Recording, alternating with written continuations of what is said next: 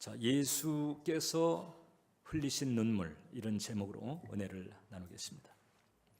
여러분, 그 베다니라고 하는 곳이 바로 예루살렘 바로 곁에 있어요. 예수님께서 이제 이 베다니를 이렇게 방문을 하실 때가 언젠고 하니, 이제 예루살렘을 들으시고 낮에는 거기서 사역을 하신 다음에 주무시는 것은 베다니에 빠져나오십니다. 그래서 그 베다니에 나사로 그리고 마리아, 마르다 남매가 살고 있는 집에 가셔서 이제 거기에서 기거를 하시곤 했습니다. 따지고 보면 이제 결손 가정이죠. 왜냐하면 이제 부모가 없으니까. 그러니까 이제 나사로가 이제 가장 역할을 하면서 삼남매가 다정하게 살고 있었고, 예수님께서는 따스한 마음으로 이제 거기 가셔서 그 가정의 빈 부분을 메꾸어 주셨을 것으로 이렇게 이제 생각이 됩니다. 그런데 어느 날 그 가장격인 나사로가 중병이 들었어요. 위독해졌습니다. 생사의 갈림길에 있는 상황이 되니까 사람을 보냈습니다. 예수님에게.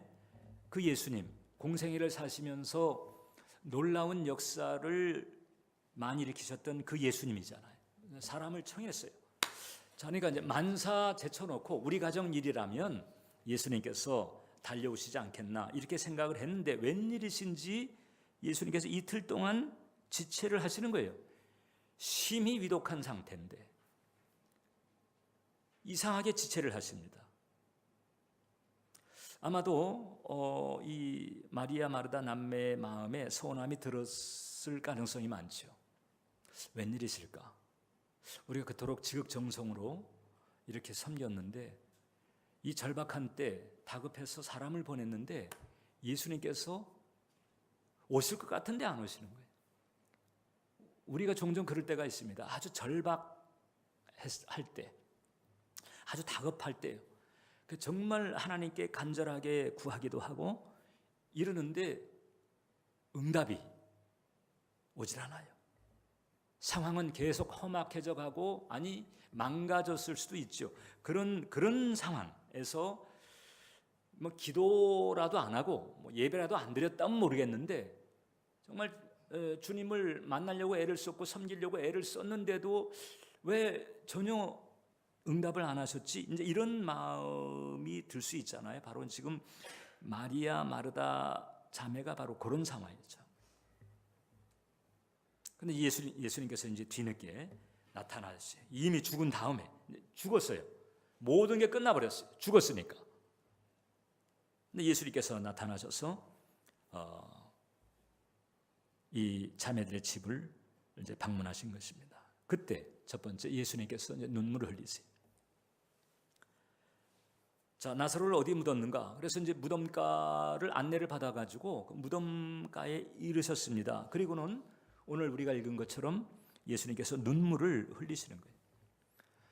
자, 여러분들 요한복음을 이제 잘 아는 분들은 익히 아시겠지만, 지금 이제 여기서 죽은 지 나흘 된 나사로가 이제 살아날 거잖아요. 예수님께서 불러내시고 이제 나사로가 살아날 거거든요. 조금만 있으면 아주 벅찬 그런 장면. 지금은 초장집이잖아요. 근데 이제 몇 분 뒤면 잔치집으로 바뀌어지는 이런 반전이 오게 될 거예요. 한 달 뒤도 아니고 1년 뒤도 아니고, 여러분 단지 몇 분 뒤에요. 그런 반전을 이제 예수님께서 일으키실 거예요. 근데 그 예수님께서 이제 그런 상황에서 이제 조금만 기다려 봐, 이렇게 뭔가 다 알고 있다는 느긋한 표정으로 계신 것이 아니고, 오늘 성경을 보니까 예수님께서 우셨다, 눈물을 흘리시더라 하는 거죠. 본문 33절을 보면요, 심령에 비통히 여기시고 불쌍히 여기셨다. 그러니까 쇼한 게 아니라는 거예요. 그냥 이렇게 겉으로 위로해주는 뭐 그런 제스처를 하신 것이 아니고, 비통한 심령을 가지고 비통한 눈물을 흘리셨다는 거거든요. 아니, 조금 있으면 살아날 텐데, 그거 아시는데, 그것 때문에 오셨는데, 그런데 왜 예수님께서 이렇게 비통한 마음으로 오셨을까? 그것은요, 이제 복합적인 거죠. 이 나사로가 중병에 들고 그 중병 때문에 고통을 얼마나 받았을까? 그것 때문에 옆에 간병하는 식구들은 또 얼마나 마음을 졸였을까? 이 지금 나사로 가정의 상황만이 아니고 생로병사라고 하는 이 버거운 인생의 짐을 지고 탄식하는 연약한 인간들에 대한 연민의 마음인 거죠.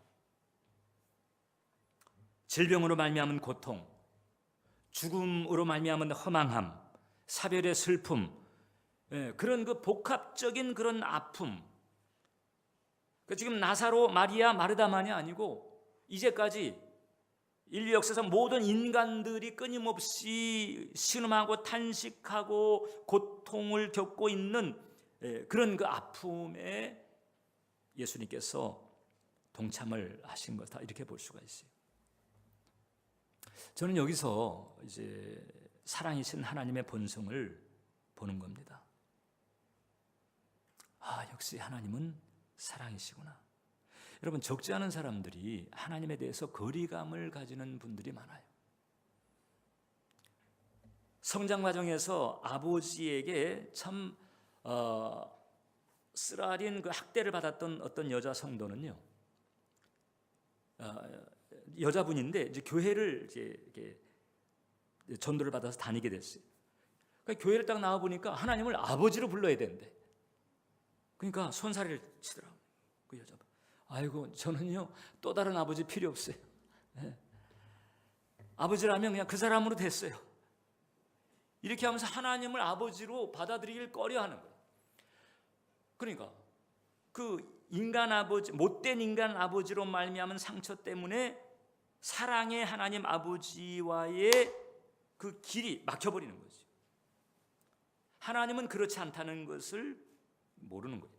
저는 오늘 이 눈물을 흘리시는 예수님을 보면서 일단 나를 향한, 우리보다도 이 정재우 목사를 향한 하나님의 사랑이 최소한 어느 수준인가를 제가 이제 알았습니다. 제가 군에 입대할 때 그때 이제 한양대역에서 호송열차를 타고 논산으로 이렇게 이제 가야 됐거든요.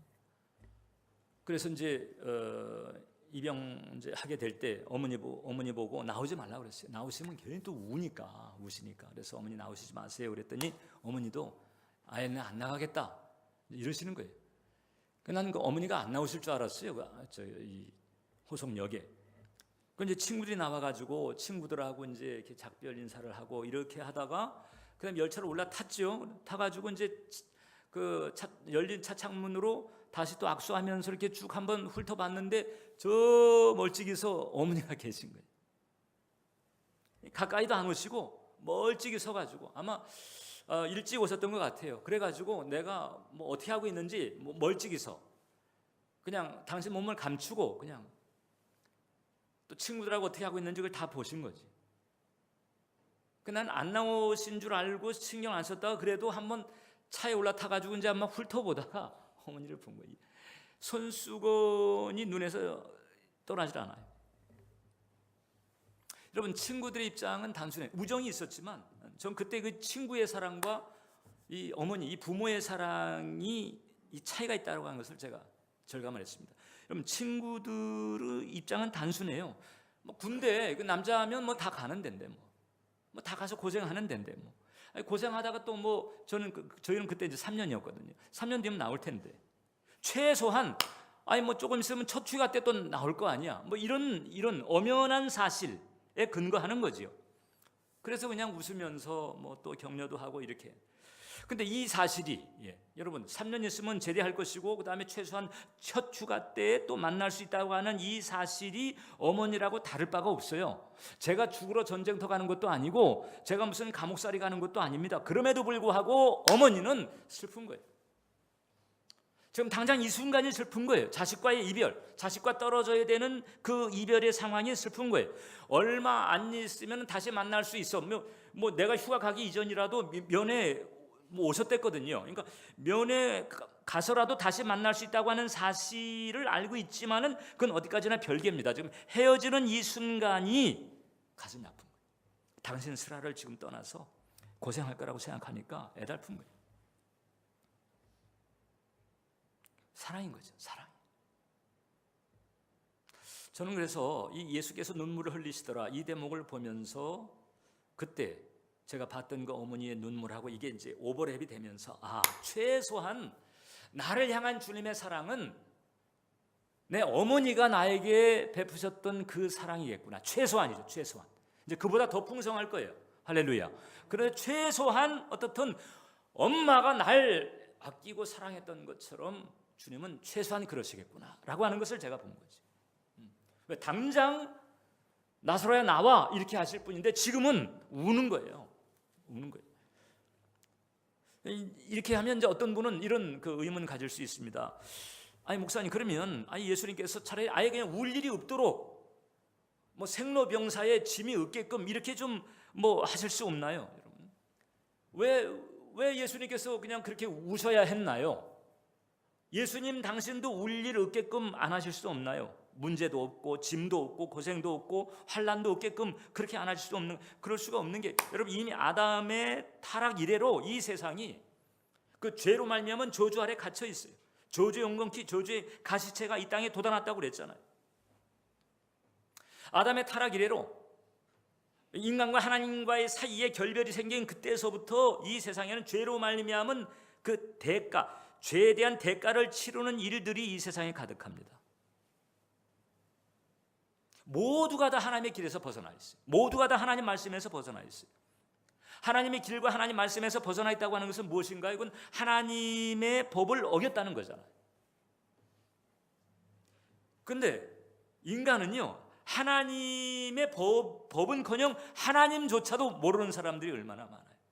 하나님조차를 모르니까 하나님 법도 알 수가 없는 거죠. 그러니까 어떤 법을 어겼는지도 모르고 그 법을 어긴 데 대한 대가를 치르고 있는 거예요. 그게 바로 가난이고 질고고 고통이고 환난이고 이런 것들이죠.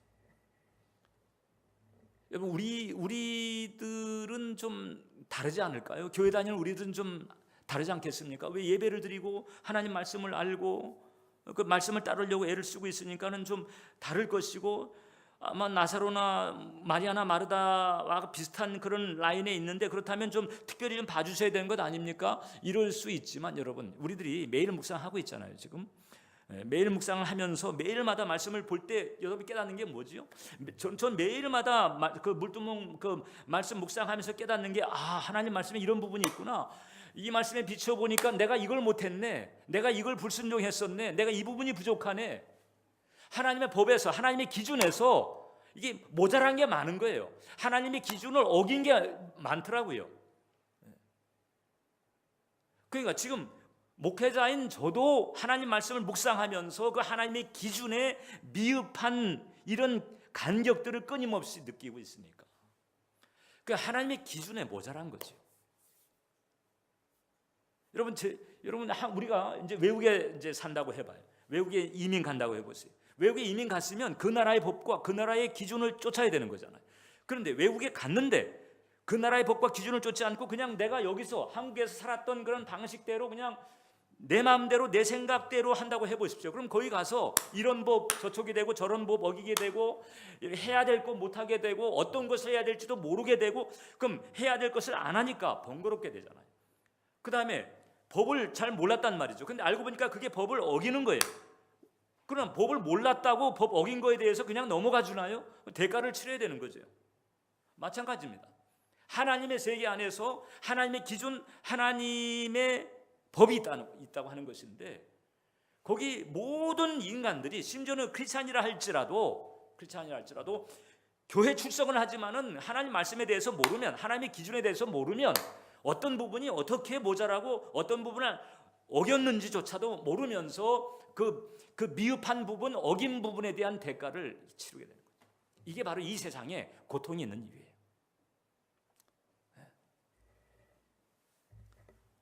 그러니까 사실 하나님을 많이 알고 잘 아는 게 중요한 거죠.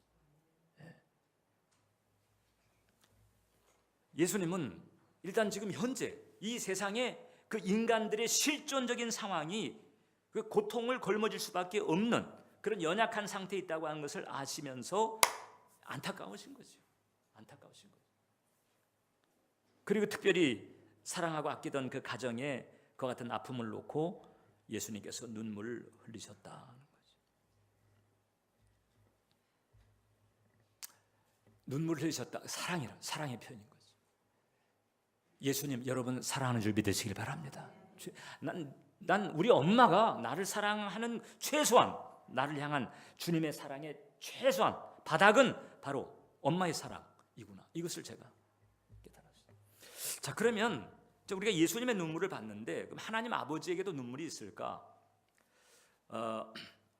메일 깁슨이 제작한 그 영화가 있잖아요. The Passion of Christ라고 하는 예수님의 순환에 대한 영화를 보게 되면 거기 이제 예수님께서 그 갈보리 산에서 십자가에 딱 매달려서 이제 운명하실 때 그때 이제 그 카메라 앵글이요. 보통 일반적으로 십자가 달린 예수님의 모습에 다 비추는데 그 영화는 그 카메라 앵글이 하늘로 옮겨져요. 그래서 하늘 위에서 그 갈보리 동산 밑에 내려보는 거죠. 내려다보면서 그 다음에 그 이제 영상 처리가 이제 눈물이 한 방울 뚝 떨어지는 이런 묘사를 해요. 한번 보세요.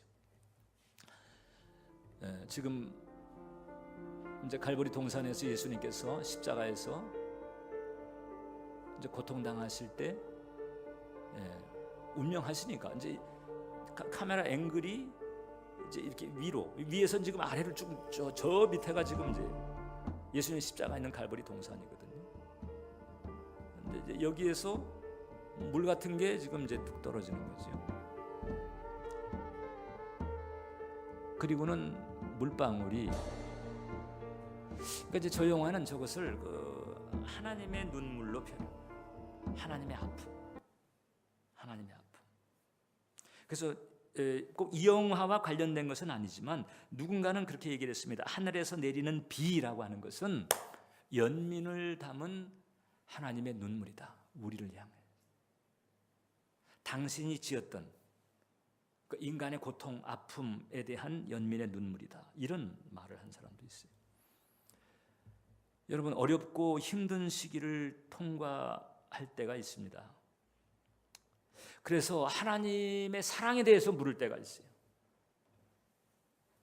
나는 과연 하나님에게 어떤 존재인가, 이런 걸 물을 때가 있어요. 저도 이제 그런 질문을 할 때가 있었어요. 그때 나라가 위로를 주었던 구절이요, 어떤 문제 해결에 대한 이런 것보다도 이 예수님의 눈물이었습니다. 예수님의 눈물. 아, 그가 나의 아픔을, 내가 겪는 쓰라림을 그분이 아시는구나. 나의 고충을 아시는구나. 이게 위로가 되더라고요. 다른 것보다. 그리고 하나님께서는 이제 그와 같은 그 하나님의 마음을 헤아리면서 그 하나님을 신뢰하기를 원하시고 있어요. 여러분, 예수님의 그 성육신, 지금 이제 눈물 흘리신 예수님은 어떤 분인가? 아니, 원래 하나님이셨잖아요. 성자 하나님. 삼위일체 가운데서 제2위 성자 하나님의 지위에 계셨던 하나님과 동일한 본체를 지신 하나님이죠. 그 하나님이 인간의 몸을 입고 이 땅에 오신 거예요. 하나님, 제가 내려가겠습니다. 제가 내려가서 그 죄와 저주 가운데 처해 있는 저 인간이 돼서, 저들처럼 돼서 저들의 죄짐을 지고 제가 저들의 그 죄의 멍에를 벗겨버리겠습니다. 이렇게 하시고 예수님 내려오시죠. 그리고 이 땅에 오셔서 예수님은 우리 사람들이 겪는 모든 것을 다 겪었어요.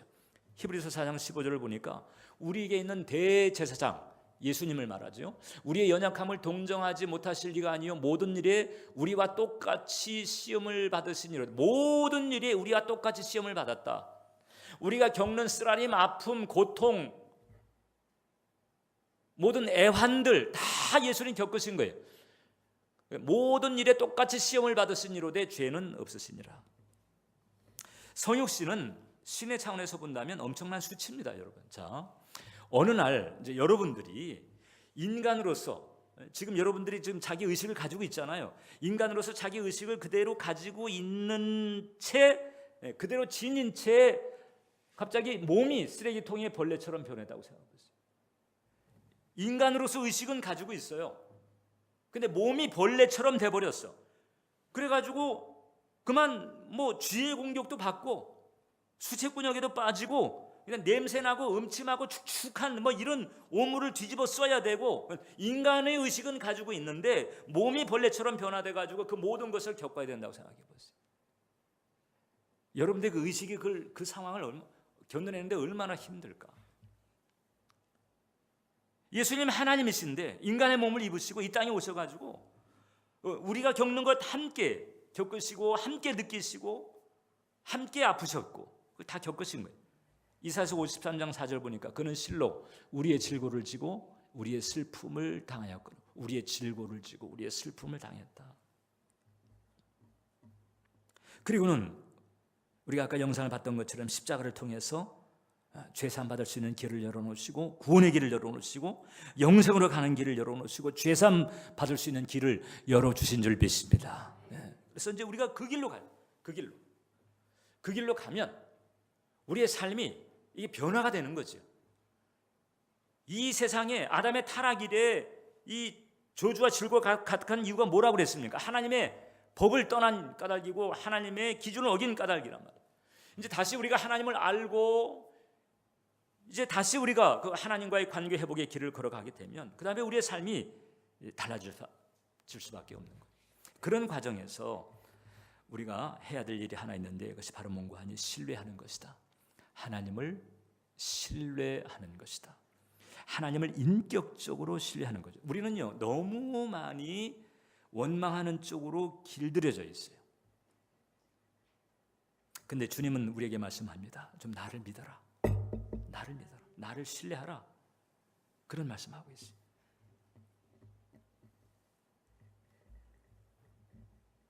여러분 신뢰라고 하는 것은요 고통스러운 영적 과정에서 필요한 것입니다.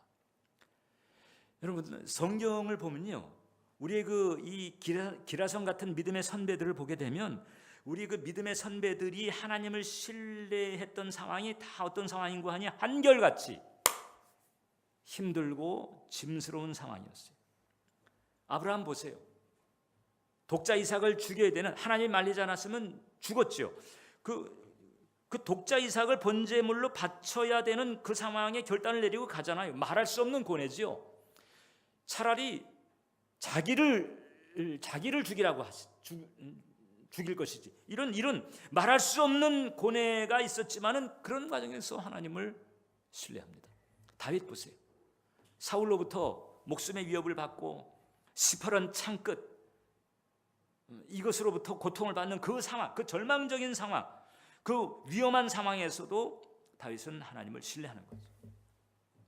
하나님 왜 이러시나요? 이러지 않았습니다. 하나님을 신뢰했습니다. 물론 정말 짐이 무거웠을 때 하나님 힘들어요.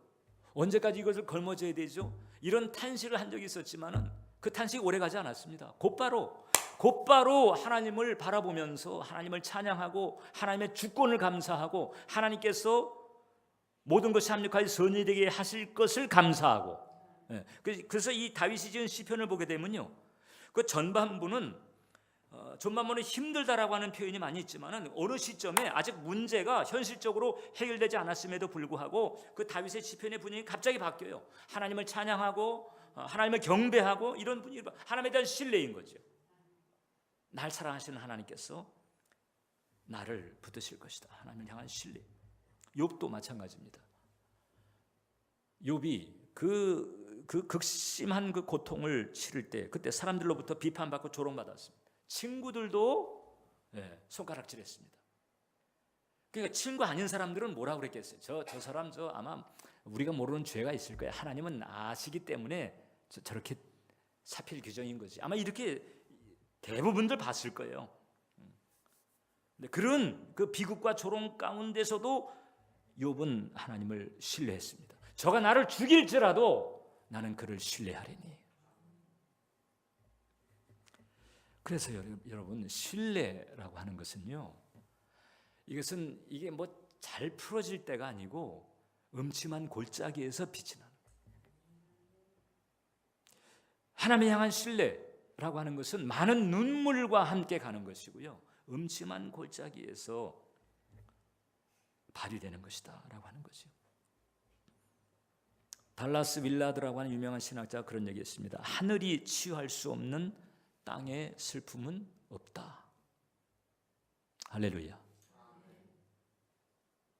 하나님께서 함께 하시면 어떤 땅의 슬픔도 나를 무너지게 할 수 없고 망가지게 할 수가 없어요. 하나님이 그렇게 놔두지 않으세요.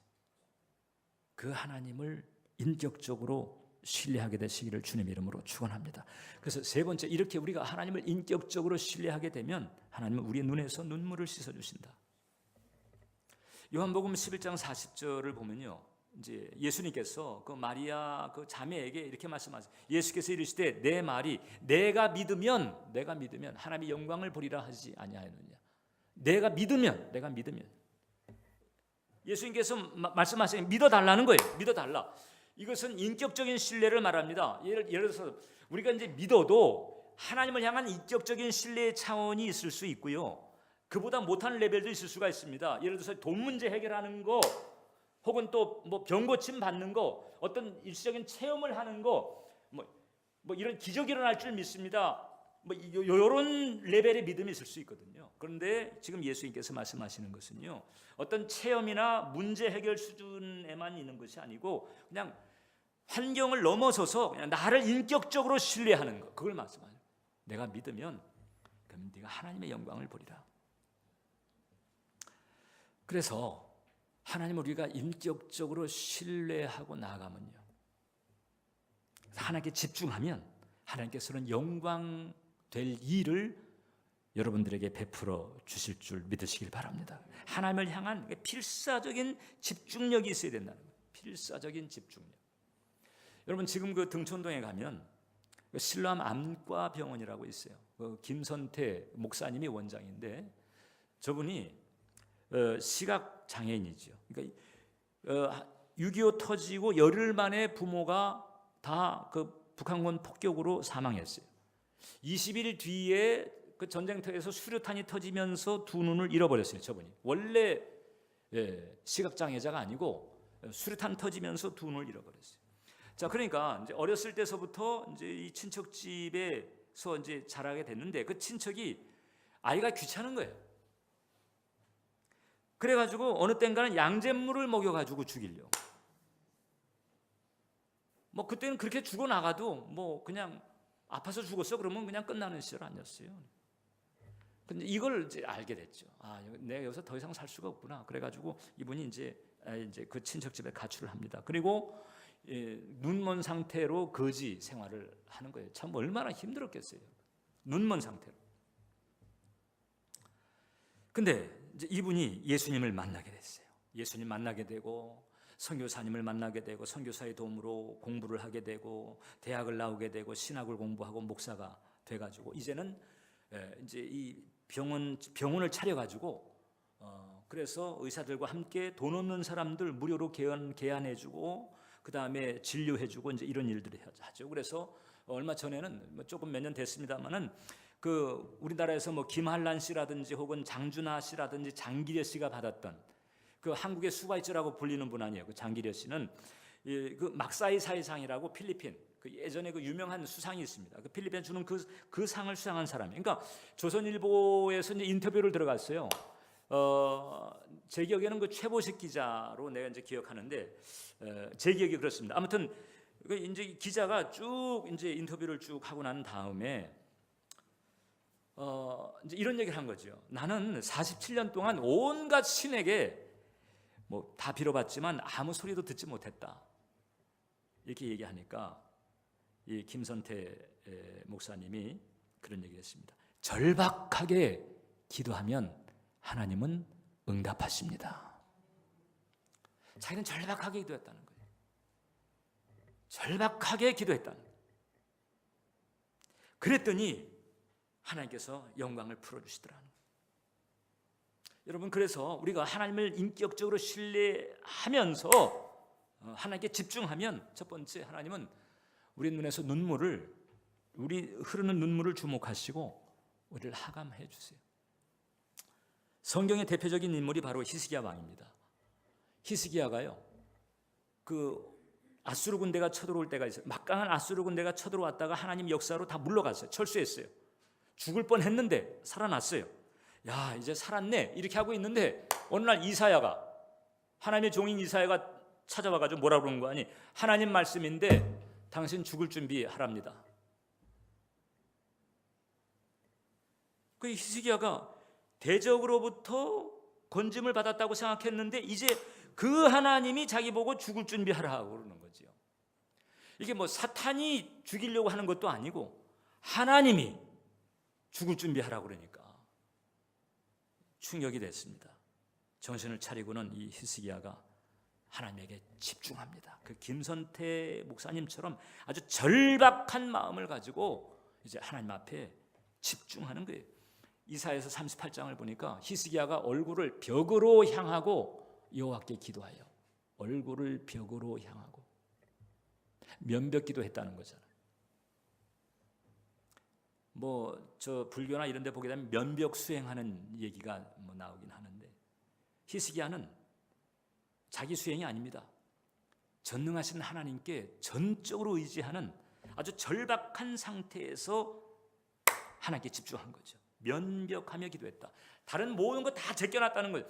그 어떤 것도 할 수가 없어요. 그 하나님이 죽을 준비하라고 그랬으니까 어떤 게 통하겠어요? 그러니까 그 하나님하고 단판을 내야 되는 거예요. 그래서 면벽하면서 그 김선태 목사님처럼 아주 절박한 상태에서 필사적인 기도를 들어간 거죠. 그랬더니 조금 있다가 이사야가 다시 찾아왔어요. 그리고 하나님 말씀을 전하는 거예요. 이사야서 38장 5절 보니까 너는 가서 히스기야에게 이르기를 내 조상 다윗의 하나님 여호와께서 이같이 말씀하시기를 내가 내 기도를 들었고 내 눈물을 보았노라. 내 기도를 들었고 내 눈물을 보았노라. 여러분, 하나님께서 뭐 담임 목사가 됐든지 누구를 통하든지 아무튼 하나님이 우리 집사님의 기도를 들으셨답니다. 하나님이 권사님의 기도를 들으셨답니다. 좀 이렇게 할 만치 좀 면벽하면서 좀 절박하게 이렇게 하나님께 집중해 본 적이 얼마나 있던가 한번 생각해 보세요. 히스기야는 다시 살게 됐습니다. 하나님의 뜻을 바꿔놔 버렸어요. 하나님의 섭리를 바꿔놔 버렸어요. 사탄을 대적한 정도가 아니고 하나님의 섭리를 바꿔놔 버렸어요. 하나님께 집중해 버리니까. 그 집중하는 통로가 기도지요. 그 하나님의 약속을 붙드는 거예요.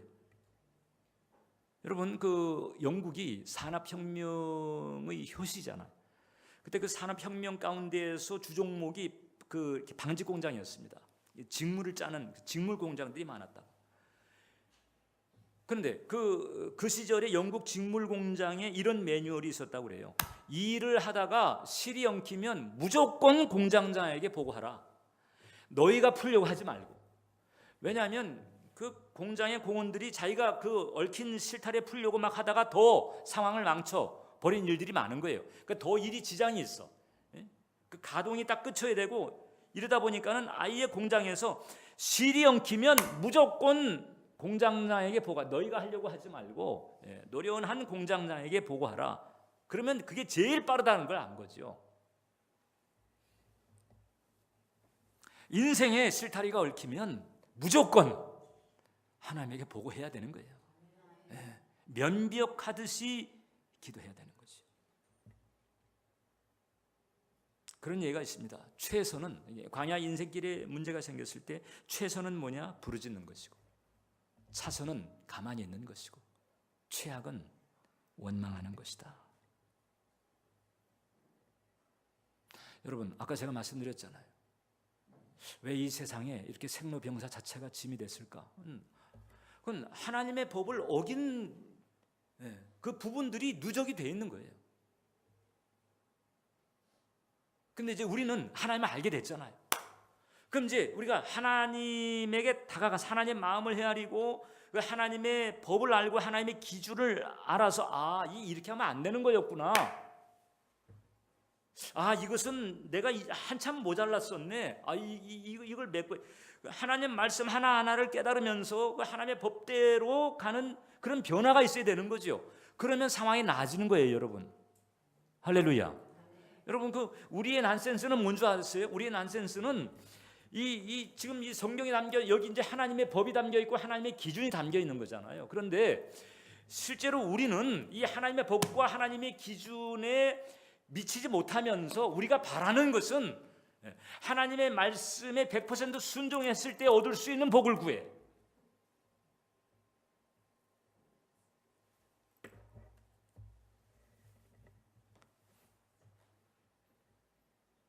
자, 그러니까 이제 우리가 지금 현재 처한 그 현실에서 차근차근 그 하나님의 그 말씀에 충만한 자리로 가야 된단 말이죠.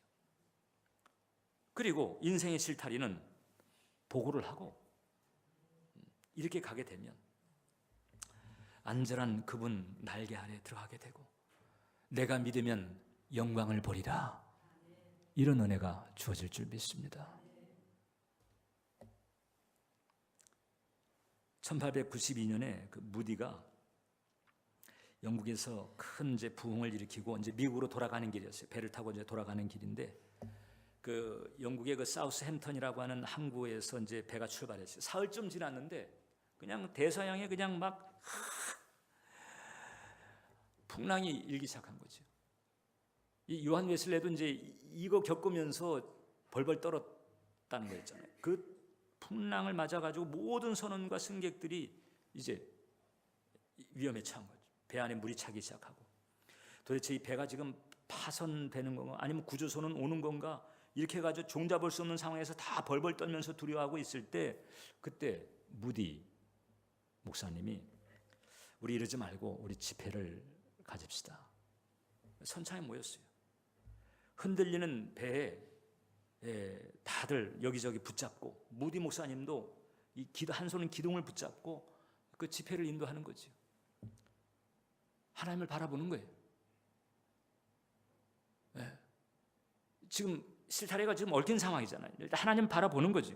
그리고 거기서 성경을 폈습니다. 그리고 성경을 읽었어요. 그 시편 91편 지존자의 은밀한 곳에 거주하며 전능자의 그늘 안에 사는 자요.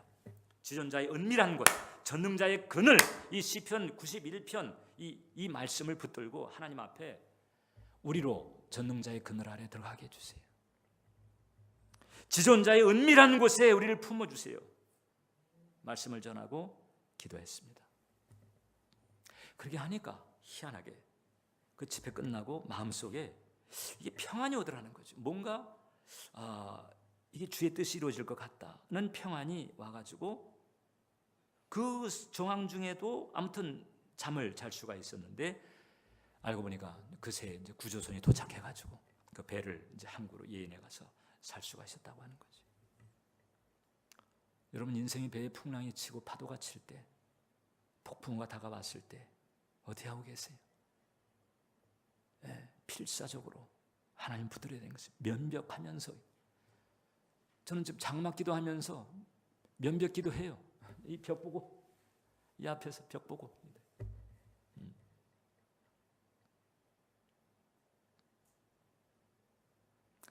이렇게 하면 두 번째 눈물을 닦아주시죠. 시편 그 116편 8절을 보세요. 여기 보면 주께서 내 영혼을 사망에서 내 눈을 눈물에서 내 발을 넘어짐에서 건지셨나이다. 우리 눈에서 눈물을 씻어주신다는 거죠. 마리아와 마르다가 겪었던 것처럼 하나님의 영광을 보게 되는 거예요. 하나님을 인격적으로 신뢰하게 되시기를 주님의 이름으로 축원합니다. 하나님은 여러분들을 아세요. 위로하세요. 그리고 여러분들이 그 하나님의 영광을 체험하는 그 자리에 이르기를 원하시고 있습니다. 예수님께서 이 땅에 오셔서 행하셨던 그 모든 것 그대로 그 하나님의 사랑과 마음은 지금 우리에게도 나에게도 그대로 지금 이루어지고 있다고 하는 사실을 기억하시기 바랍니다. 하나님을 인격적으로 신뢰하면서 전적으로 하나님을 의뢰하시고 하나님의 말씀을 따라 살아가려고 한 걸음 한 걸음이라도 더 하나님께 가까이 나가도록 힘쓰게 되시기를 주님의 이름으로 축원합니다. 기도하겠습니다. 하나님,